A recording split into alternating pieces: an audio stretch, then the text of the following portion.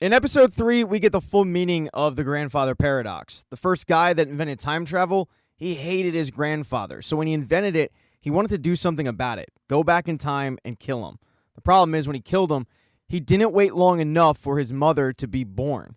Thus, his mother was never born because his grandfather never met his wife, and it means that he was never born. In a nutshell, Elmer killed his grandfather, so his mother was never born. But if his mother was never born, Elmer no longer exists. But if Elmer no longer exists, how could he possibly kill his grandfather? Thus, you're seeing the paradox. So that's what number 5 figures they've opened up. The thing is, if somebody killed their mothers, they shouldn't exist, but clearly they do exist, and it seems the universe can't handle it, which is the big problem. 5 tells the group that all of this is theoretical, until now at least, and he doesn't quite know what it means, but he has noticed things disappearing. All 5's noticed are animals. He's not noticed the people, but the shockwave that's taking things away has continued. Lots of people are starting to go missing.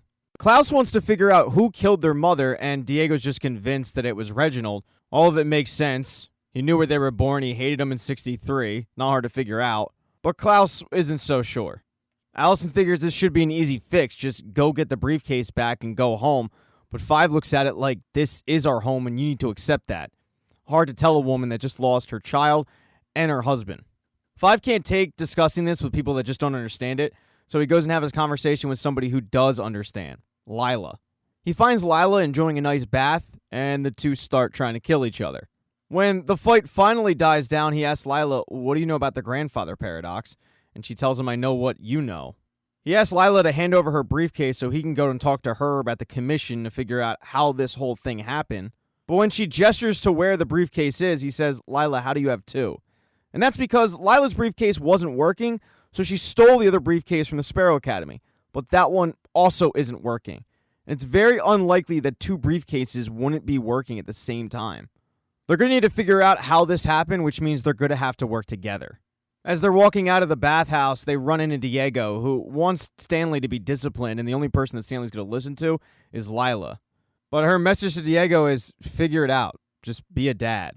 The other issue for Diego is he's still hung up on Lila, but to Lila, it's been 12 years. She's over him. The only connection they have is Stanley. And for now, Stanley is Diego's problem. 5 and Lila then head down to the basement because they're going to try to use the power from the hotel to just hotwire the briefcase. When only 5 tries to do that, it doesn't work. But when Lila and 5 try to do it, it does. When they use their powers together, they're able to get to the commission, although it's not the commission they remember. It's freezing cold in a shell of itself. But they head in to get some answers. With Lila gone, Diego tries to get rid of Stanley, but he's unable to. He wanted Stanley out of the hotel so he could fortify it just in case the Sparrow Academy comes calling. And by fortifying it, he's planning on making some Molotov cocktails. He also wants Luther to help out with this, but Luther's head over heels in love with Sloane, and all he cares about is making a mixtape. So this is going to be all on Diego. But when Diego gets the supplies for the Molotov cocktails, there's Stanley standing there, waiting to learn from old Pops. So with father-son time going down, and number 5 at the commission, that leaves just Allison, Victor, and Luther to try to figure out the rest.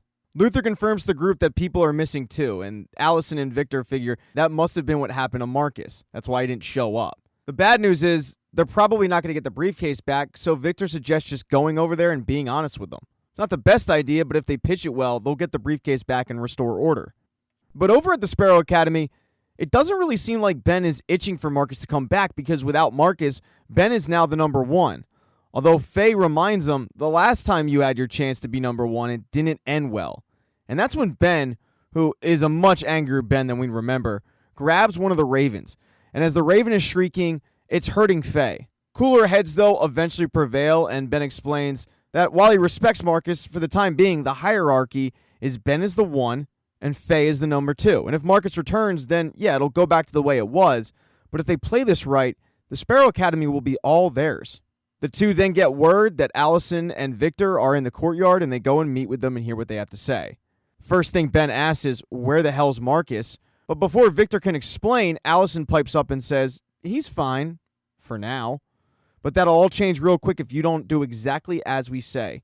This really pisses off the Sparrow Academy, so Victor jumps in and explains that it's really not their intention to keep Marcus. They opened up a paradox. It's a time travel problem. She's not great at explaining it. That's kind of Five's job, but this whole paradox is swallowing things. They need to fix it. They need to work together is what they need to do. As Victor is trying to explain this, Allison jumps in and says, just give us the briefcase and we'll give you Marcus.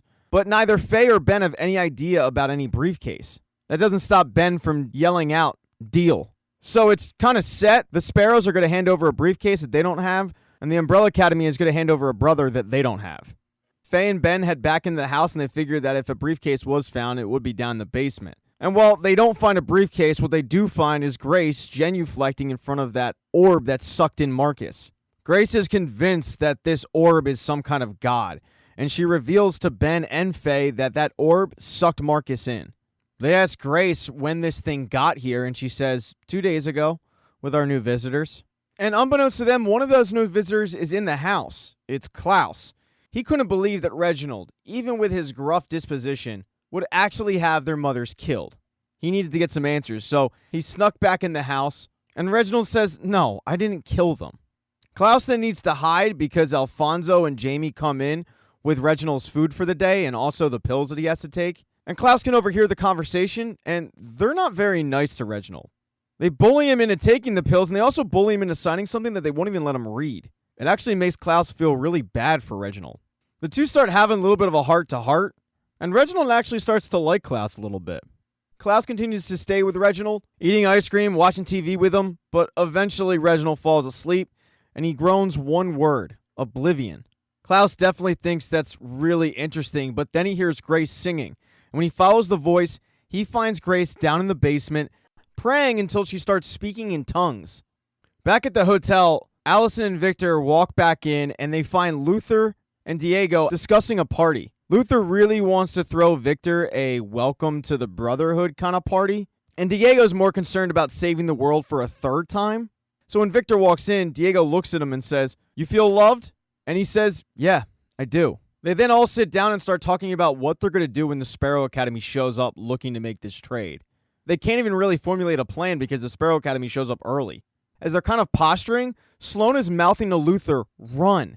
And that's when Ben says, yeah, deal's off. Chris starts attacking each one of the members of the Umbrella Academy. And that is when Lester Pocket shows up. He had checked into the hotel earlier in the day, and he unleashes a blast from his body, the likes that the Sparrow Academy and the Umbrella Academy have never seen. This power wipes them all out.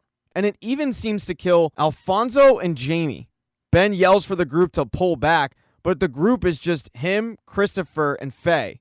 Sloane is knocked out being attended to by Luther. The Umbrella Academy starts looking at Lester Pocket like, who the hell's this guy? But that is when Victor recognizes him, because Lester Pocket is actually Harlan, all grown up. Thank you so much for checking out this recap. Please consider subscribing to the channel and subscribing to my Patreon. Hit thumbs up if you liked it. Smash that thumbs down button if you thought it sucked. If you left a comment, I don't get back to you. I usually don't check the comments unless they're like a super comment. Also, if you don't see the next video up on the end screen, not to worry, it'll be up in a day or two.